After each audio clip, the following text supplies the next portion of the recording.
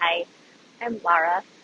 I'm a spiritual lifestyle coach, and it is my mission to empower you to live true to soul. This morning, I wanted to talk about my own journey as I have attempted to live true to soul and how this whole thing came about. It's a long story, but I'm going to try to keep it fairly brief. Um, in 2015 was really a pivotal time for me because I started my coaching certification program. I was in a job that I did not love, I wasn't passionate about, and was really trying to figure out, what do I want to do? What would really light me up and make me happy? And at the time, I had been on a spiritual journey. I had been doing a lot of introspection and knew that the best way to try to figure out what my purpose was to go back to what I wanted to do when I was young. And what I always wanted to do was help people live happier lives. And this happened, I mean, gosh, I don't know, early elementary school. I remember this coming about. That and social justice. Those were two things that I was really passionate about. And when I first started out in college, I was thinking I was going to be a psychologist. And then I listened to other people who said, "Oh, why do you want to do that? You're going to have to go to school forever to do that. You're going to have to get your PhD, and you're going to have to." And it was so overwhelming for me at that point that I got talked out of it. Plus, life went a couple of crazy different ways. And so I never did pursue that. I ended up getting married when I was 21. I was not in school at that point. I dropped out so that he could uh, receive his degree. And then it was going to be my turn after he went. And then we ended up divorcing after he got his degree. And so I went back to school again and fell in love again. Started my next relationship adventure with husband number two. And he and I were together for about 9 years. In that time, I did end up getting my degree, but it was basically just to get my degree at that point.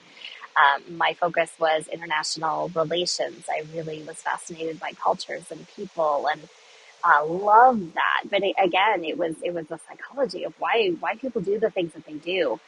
I started. It was about the time of September 11th that I started my in-depth research on world religions and started taking classes, anything that I could get my hands on having to do with Islam, and read the Quran. I took a religion class, a sociology class, a history class. It My fascination with people and just really not understanding the the um, the issues we have with accepting others as they are, and that has always been a thing for me since I was young. I remember kids picking on other kids because they were overweight or something along those lines, and just being so confused by it. That's always been something that hasn't made any sense to me. And I've always been able to see the beauty in people and really wanted others to see the beauty within themselves. And so as I'm looking back on my life and considering all of this, I thought, well, I've always wanted to help people. So why don't I go and do something like that? Well, what are my options? I still paying off my school loans from years ago. Took me 7 years in school just to get my bachelor's because I kept switching schools. I don't really want to go that route anymore. My daughter is, I think she was in sixth or seventh grade at that point, sixth grade. And I thought that's not feasible. But I had been listening to Hay House Radio, and they had life coaches who had shows on there, and they were authors. And it seemed that they were doing something very similar to what really I thought I would like to do. So I looked into that, and I ended up signing up for a program with IPEC and eventually getting my certification for as a professional coach and Energy Leadership Index Master Practitioner.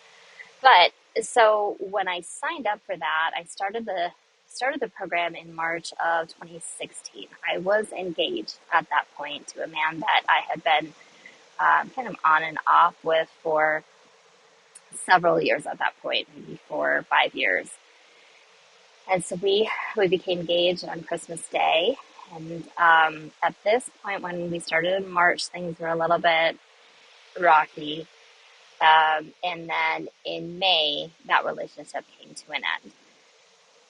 So that was, it was a really big blow for me because he was going to be husband number 3.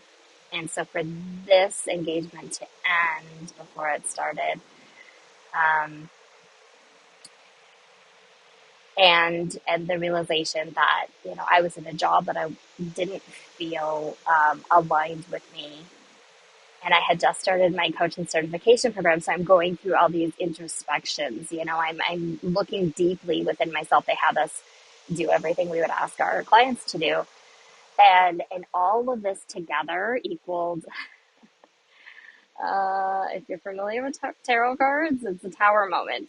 Um, it really was. It was one of those aha. Oh my God, what is happening in my life?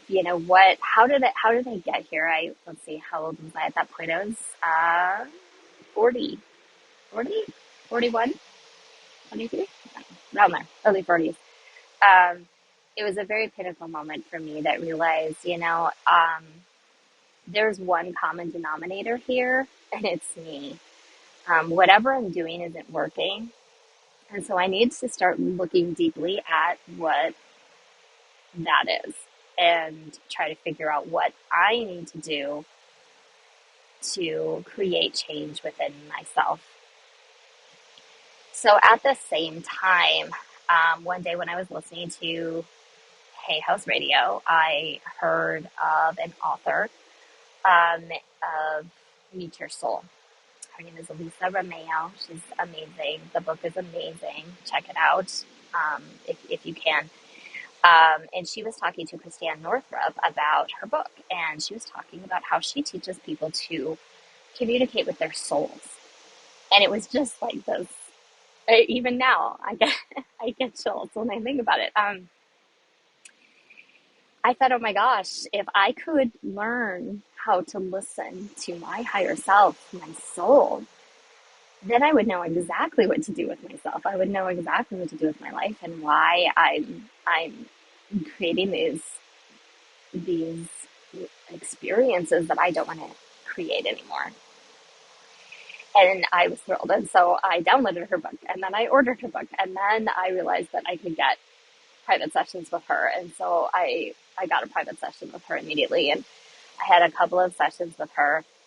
And I started doing all the exercises in her book. And it was interesting because one of her main teachings is soul journaling, which is something I journal all the time. I've done it since I think I started in 3rd grade. I'm a crazy journaler, even worse now.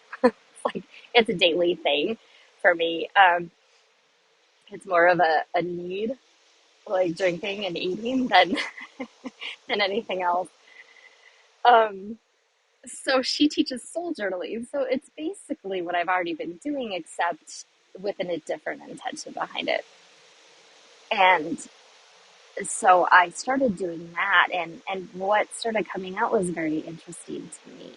And it was slow, and it was kind of scattered, and I felt a little, apprehensive. I didn't know if I was really communicating with my soul, or if it was just my ego, or what was going on. But it's a process. That's still a process. And I think she would probably say it's a continual process throughout our lives. Of course, aligning with our higher self. That's just part of the journey of life on Earth. Um, But I digress. So through this, she invited me to go up to a retreat that she was having at her home in Bainbridge, Washington. And I went up there, um, and we were sitting around the fire on Friday night before the retreat started the next morning with just a couple of us. And she said, Laura, your soul wants you to quit your job. And I, first I laughed at her. It's like, yeah, right. She's like, no, your soul wants you to quit your job. And oh, I should probably say that she's also a psychic and medium and a licensed therapist. And I don't know, she does a million things, author, mother, wife. Yeah, she's an amazing person. But, um, and then I realized she was serious and I just looked at her. I was like, uh, and then it turned to tears. And I said, are you crazy? There's no way I can do that. I'm a single mom. I'm still living with my ex fiance. I have to move out. I have to figure out what I'm going to do. I don't have money saved up. I can't just quit my job. She's like, you'll be okay. Yeah, your soul wants you to quit your job. And in a moment, I had this feeling that I was visualizing myself from up above. And I realized that I've been living my whole life based on fear. I've been making this choice because I thought it would bring me security. I've made this choice because I thought it would bring me safety. That was always what I was looking for in my relationships, was this security and safety. And it had gotten me nowhere. It had gotten me, I felt even less safe than ever. And I was 40 and here I am. And so it was as if my life flashed before my eyes in a way. And I realized, wow, yeah, what I've been doing hasn't worked. So maybe that's what I need to do. I think I will be okay. But I knew I wasn't going to just make the impulse decision at that moment. I was going to take 2 days to think about it during the retreat. Take my time, make this big life altering decision. And so that's what I did. And I soul journaled and worked with the group and listened to others talk and just realized, yeah, I don't want to live according to fear anymore. And I had been making excuses for a really long time as to why I wasn't doing the things that I wanted to do, doing the things that I knew my heart was calling me to do, and standing up for myself in a way that I never had before in the past. And so I flew home at midnight on Sunday night. And the next morning I went in and gave my boss my resignation. So that was um, one of the most life-changing, well, it probably was the most life-changing moment. It was so huge for me in a million different ways. Um, but it also, it started this chain reaction. But it was my first big moment of that, okay, soul, I'm going to listen to you and what you're saying, and I'm going to listen to my heart. And I'm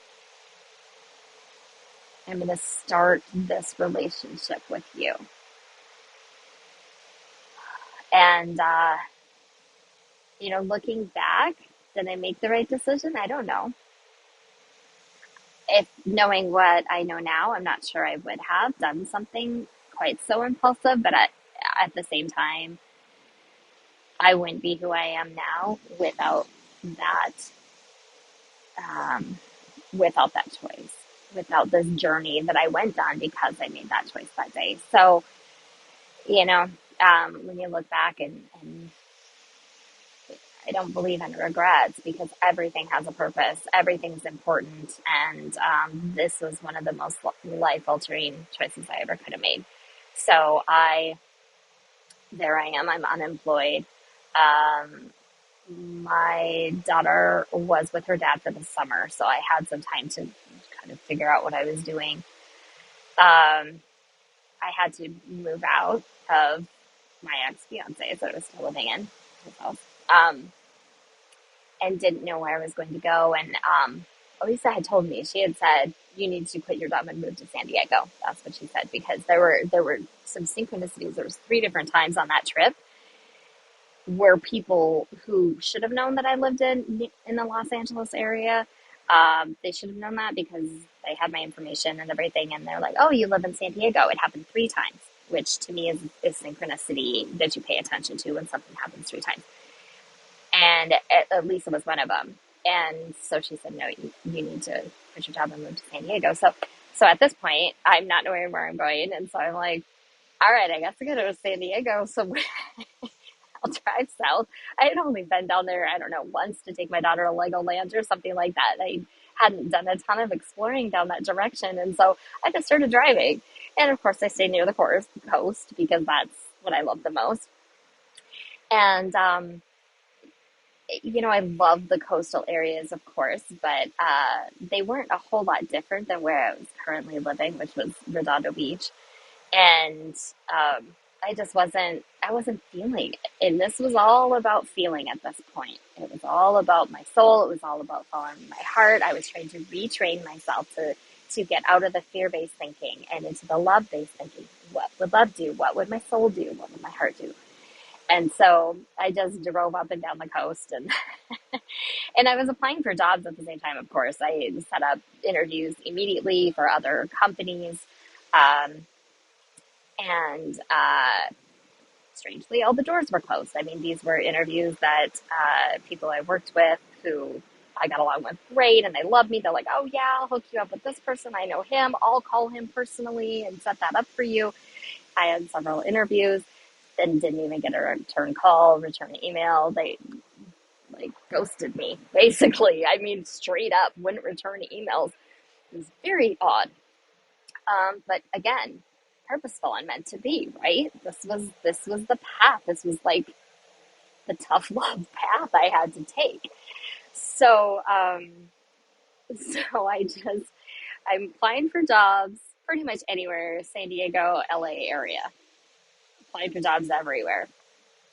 And I'm it's a niche. I mean, it's a proposal manager for a construction company. I mean, it's pretty niche. If you have experience working in that, it's a pretty big deal because it's absolutely 100% necessary for any construction company to have a proposal manager.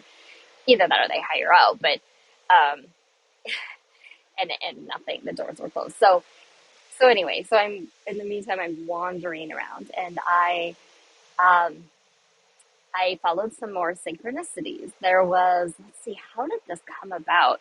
There were three synchronicities. Oh, I think I had the thought. I remembered that time that I went down there to take my daughter to Legoland with her friend, and we stayed in this at this place, Lake San Marcos. And I remember loving it. I remember thinking it was such a pretty area, and I really like that. Maybe I'll just head down there. So then I called one of my friends from my coaching program and said, "Hey," she lived in that area in North San Diego County, and I said, "Do you know this area? Have you been to Lake San Marcos?" And she said, "Yeah, actually, I'm there at this very moment." I'm like, "Oh, that's weird." She said, "Yeah, I have a job here right now." And then I asked my sister about it, whose boyfriend was from that general area, and asked her, and she said, "Oh yeah, that was his absolute favorite place. It's his favorite place to go. He loves it there." Like, oh, okay. And then I think there was a third, but I can't remember it right now. So I'm like, all right, great. So I got in the car and headed down that direction. I never did get to, I think I put the hotel that we stayed in that was on Lake San Marcos. I never did get there. I took a right instead, ended up in this little area called San Elijo Hills, and was like, oh, Oh, I like this. Oh, this is it.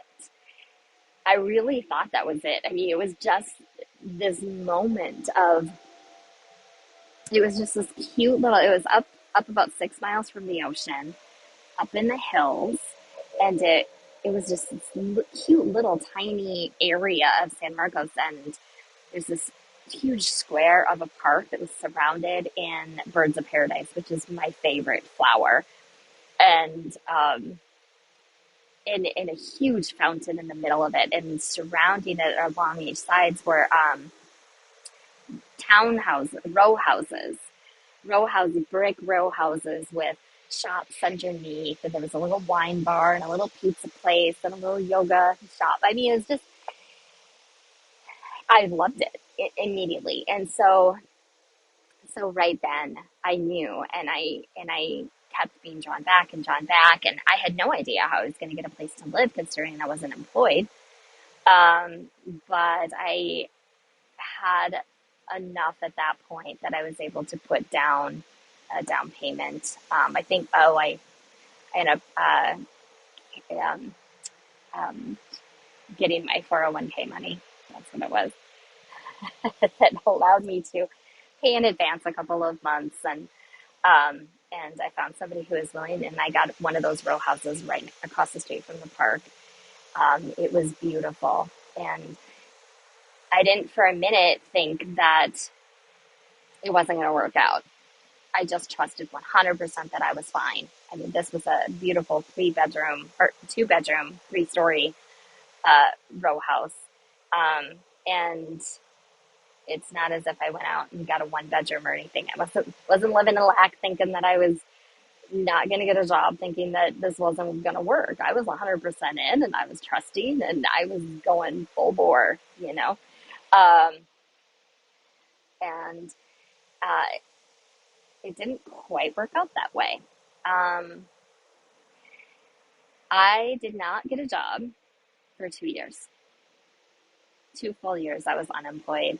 I basically made ends meet, well, through the grace of God for sure, but also that my friend from coaching, she had her own business, and she had a couple of businesses actually, and I she was my best friend, and I helped her with her business. She largely kept me going. There were random jobs that came up here and there, and I was able to do some coaching for folks too, which was great. I did getting clients, finding clients, all the marketing, and figuring out how I can find them, and things like that was a challenge for me at that point because I couldn't really hire anybody to do it for me. And social media and YouTube and all that it has been a real challenge for me. I mean, even this is incredibly challenging for me. It's something that I really have to try hard at. I was comfortable with blogs, but of course, blogs don't really reach people unless you can get them on social media or elsewhere. But I did a lot of networking, and met a lot of people, and made a lot of friends, and just had a lot of different experiences. Basically, what this was a 2 year boot camp, soul boot camp, soul growth boot camp. That's exactly what it was. Because in this time period, I had basically sold myself out in every way possible just to maintain this illusion of safety and security. And those 2 years broke all of that down because I lost all of my safety and security. All of it. It was gone. Um, I think I ran out of my 401k money after a year. And every month I didn't know where my money was coming from. Sometimes I wouldn't know where the money was coming from until a week ahead of time, or even less than that. It might be a day or two ahead of time. I had no idea where my rent money was coming from. And a lot of times after I paid my rent, I'd have $10 left in my account. It was, as a single mom, like, it was it was the most horrendous thing I ever could have imagined because when I mean, as a person, being responsible and taking care of myself, I had always had a job from the time I was, I don't know, I think I started working at my dad's store like around 10. And then maybe technically when I really started working, 15. Um, it had just been something that I always did. And um, to be in this position just brought up so many issues with worthiness and uh, why am I not good enough and why is nothing working for me? I mean, the insecurities, the amount of insecurities that reared their ugly head during this time are just astronomical. Um, and and the thing is that as they did, I sat down and coached myself through them. I used my spiritual tools um, of soul journaling, um, tarot, meditation, and then coaching myself through my journaling. I looked closely at what all of those beliefs were. Why did me having this bad luck, um, why did that mean I was a bad person? Which is basically what I was telling myself. Why did that mean I was so irresponsible? Why did taking this leap of faith, this risk to follow my heart, why did that make me a bad person? Where did I learn that from? And so I had to look at that because if you think about it, it's it's just a paradigm. This idea of safety and security is an absolute illusion that we have all bought into. We buy a million kinds of insurance to try to protect ourselves from the unknown, and we keep ourselves in places we don't want to be, relationships we don't want to be in, careers we don't want to be in, homes we don't want to be in, all out of fear and this security issue. And it's a yes, it's a biological thing. We humans want to be safe. We want to be secure. And I'm not saying we shouldn't. However, if we are going to align with that higher part of ourselves, that the soul part of us, our soul doesn't care about that.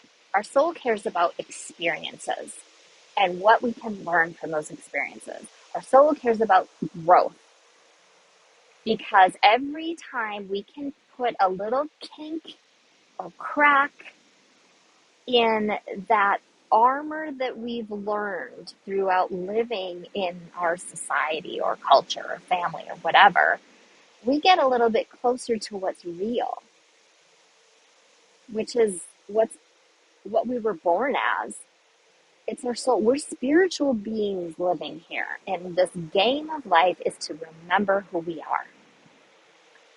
And we come with so much baggage, not only from our childhood, but from past lives. There's a lot to work through. And in essence, that's what ascension is. It's remembering who we are and living according to that, to the greatest ability possible. Because if we all were doing more of that, we would not have wars. We wouldn't have people hating somebody because of the color of their skin. Come on. We're all connected. We're all spiritual beings. This is just a suit. It's like clothing. We take this off. We're all the same. So if we can get to that place where we're remembering who we truly are, we're not going to see the horror and terrors of the world anymore. We're not going to experience that. We're not going to, as a collective, want to be a part of that because it won't make any sense. You're like, oh my gosh, so you're another soul and you came here to learn some crazy shit. Wow. Okay. Good luck with that. I don't really want to be a part of it, so I'm going to go over here. But namaste. I see the light within you. So we don't We don't all have to agree or be a part of things, but we can see the light in others, and breaking down those outer structures that believe in things of safety and security. And you have to do things like this to be safe. I could, I could be, I don't know. I mean, there's no clouds really, but I could be struck by lightning any minute and be dead. It and life would be over. So, how do I want to live in this moment? If I know, if you knew today was your last day, how would you want to live it? Would you want to live it thinking, I can't, I can't tell this person that I love them because X, Y, Z? Or would you call up that person and say, I love you? If you knew today was your last day, would you say it? Would you do it? What's holding you back? If you want to go see a certain country, but you're making excuses for someday in the future. Oh, someday when I'm retired. Oh, someday when I have the money. Oh, someday when this and that. I can't put on my credit card because tomorrow might never come. What do you want to do with your life? Live it. That's what we're here to do. My belief is that we are here to make this life as fun and as amazing as possible. And it's the emotions that we need to deal with, that we need to work through, the human emotions. Once we can find a way to step back from them, and really it's just becoming aware of them and then being willing to push forward anyway. It's all an experience. We're all living out a movie. Who do you want to be? What starring role do you want in your movie? You know, that's what it comes down to. And so I went on a long tangent there. My point is that yes, I took this huge ass risk and it didn't work out the way that I had wanted it to.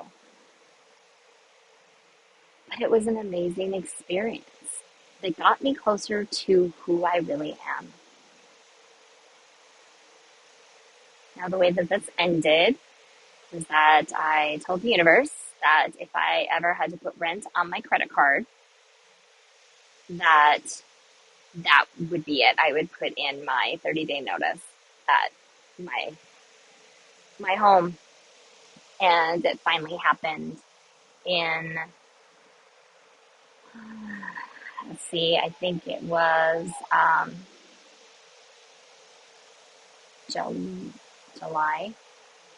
July. I could not pay my rent, and I had to put it on my credit card. And didn't even dawn on me that I could just not pay it. Didn't even dawn on me. I put it on my credit card, which they were almost maxed at this point. I had 3 cards, and they were basically, they were all maxed at this point. So I knew I couldn't even put it on a credit card again. I wouldn't be able to pay. So I put in my notice. I had no idea where I was going to go. And I had no idea where I was going to go until 2 weeks before I was due to be out. And again, it was a gift. My daughter was not here at this point. And so a friend of mine said that she had a client who had an unfinished casita in his backyard, and he was willing to let me stay there for free. And so that is what I ended up doing. It was bare floor. The bathroom was mostly finished, so that was great. I took my mattress, put everything, used what was left of my credit card to get movers and put everything into storage, and moved into this casita. And literally, it might have been just a couple days after that. So before I even moved out, I ended up getting a contracting job finally that paid great. And And then just a couple days after that, that's when I got the offer for for a full time job. So it was literally 2 years to the day. I think maybe one day off that I quit my initial job. And so if I would have just put off paying my rent and stayed in my house, I probably could have done that. And actually, my all of my cards and my spiritual messages coming through were that I was safe. But I just, in my mind, was like, I can't not pay a bill. I can't not pay a bill. And so, so that's what I did anyway. So again, we're continually learning how to trust our intuition, and honestly, that threw me off big time. Whole that whole issue of trusting intuition, because in my mind, everything was going to be okay. Everything was going to be fine. I was not going to be unemployed, but I never would have made that leap of faith ever if I thought if somebody said, "Hey, Laura, you're going to be unemployed for 2 years." Oh my God, no, never, never. I mean, again, so I'm Cancer Sun, Capricorn Moon, and Virgo Rising. There's a lot of me that is very by the book and very regimented, and I like lists and spreadsheets, and I mean that's what I do for a living. Um, so to to step outside of that was really, really challenging, really difficult for me. And actually, ever since that time period, so that was 2018, so now it's 2022. I'm still reeling from a lot of that and trying to integrate those lessons. I mean, I'm still hurt by it. There's still a lot that I'm working through. Um, there's that human part of me that really was victimized by it. I followed my passion, I followed my intuition, and look what happened. You know, it's part of it.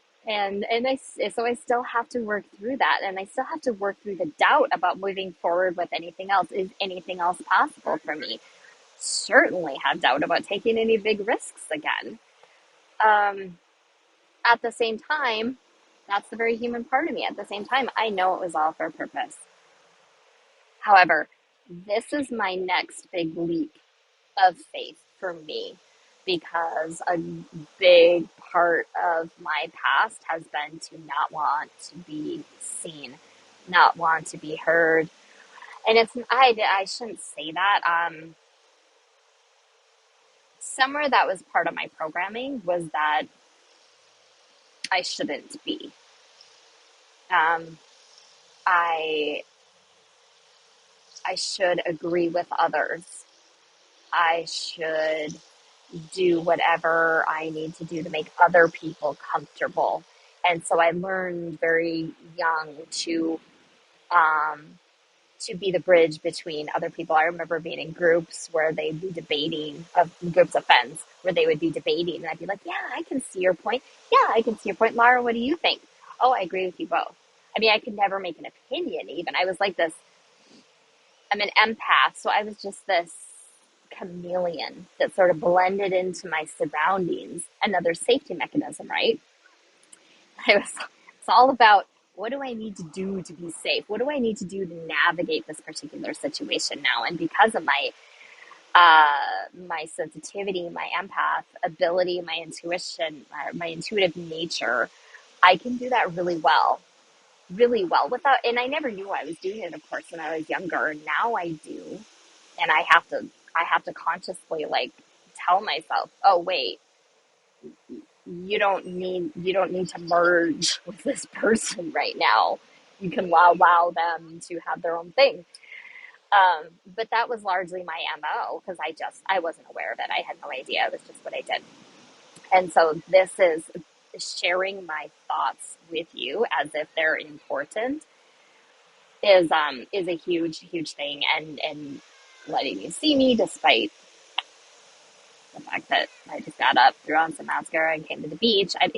There are a lot of things that this is like a next level of healing for me. So, um, thank you for being here with me on this journey, and I've learned a lot. I have learned a lot, and I have spent the past 4 years really continuing the soul search journey of the meaning of everything. So I have a lot to share about what I learned, about why I was attracting those relationships, how my past impacted it, um, and what I'm doing to change things moving forward and have been moving forward. So, um, thank you for being here with me, and I look forward to sharing more with you as time goes on.